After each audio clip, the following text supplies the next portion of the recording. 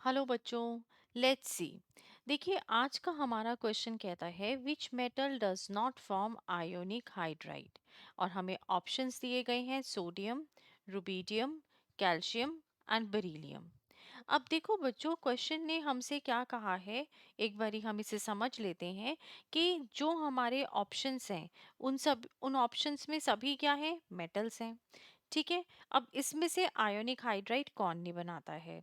तो अगर आप देखें ऑप्शन के अंदर हमें ग्रुप वन और ग्रुप टू मतलब कि एल्कली और अल्कलाइन अर्थ मेटल्स जो है वो दिया गया है।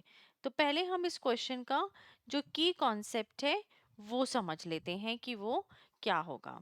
देखिए, यहाँ पे जो की कॉन्सेप्ट है जो वर्क करेगा वो ये है कि हमें ये जानना बहुत ज़रूरी है कि आयोनिक कंपाउंड्स जो होते हैं वो होते क्या हैं।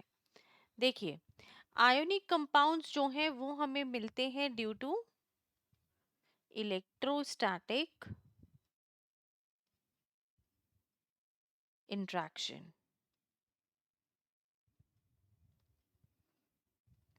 बिटवीन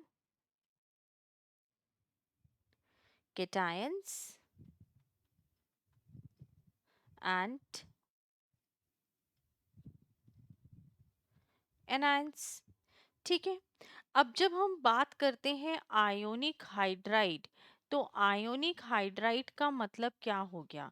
आयोनिक हाइड्राइड का मतलब हो गया कि वो कंपाउंड जिसमें हाइड्राइड आयन है, मतलब कि H माइनस है एंड केटायन इज प्रेजेंट। अब ये कंपाउंड्स जो हैं ये बने जब बहुत ज़्यादा इलेक्ट्रोनेगेटिविटी डिफरेंस होता है बिटवीन हाइड्रोजन एटम और मेटल एटम। ठीक है। अब हमें ये देखना है कि हमारे जो ऑप्शंस दिए गए हैं उन ऑप्शंस में से कौन आयोनिक हाइड्राइड नहीं बनाएगा। अब हमें ये पता लग गया है कि there should be a large electronegativity difference. ठीक है। अगर हम सोडियम की बात करें, सोडियम हाइड्राइड, तो यहाँ पे इलेक्ट्रोनेगेटिविटी डिफरेंस है। रुबीडियम की बात करें तो इसमें भी है। कैल्शियम की बात करें तो यहाँ पे भी है। लेकिन एट द सेम टाइम अगर हम बेरिलियम की बात करें, ठीक है, यहाँ पे H2 आएगा।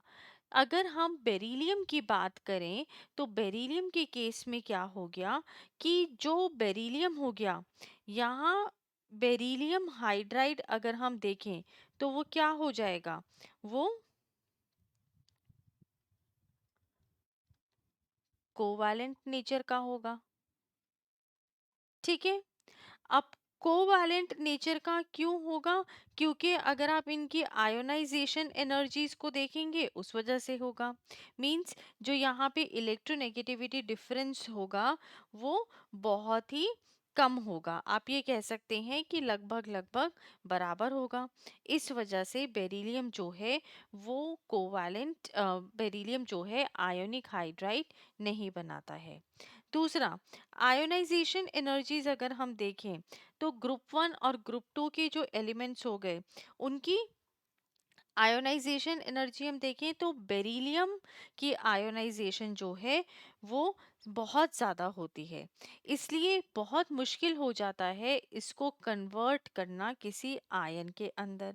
तो इस वजह से इसके कंपाउंड की जो नेचर होगी वो क्या हो जाएगी, वो कोवैलेंट हो जाएगी और हमें आयोनिक हाइड्राइड नहीं मिलेगा। तो इस एक्सप्लेनेशन के हिसाब से हमारा जो यहाँ पे करेक्ट आंसर है वो होगा option D, that is beryllium metal does not form the ionic hydride. I hope you understood it well. Thank you.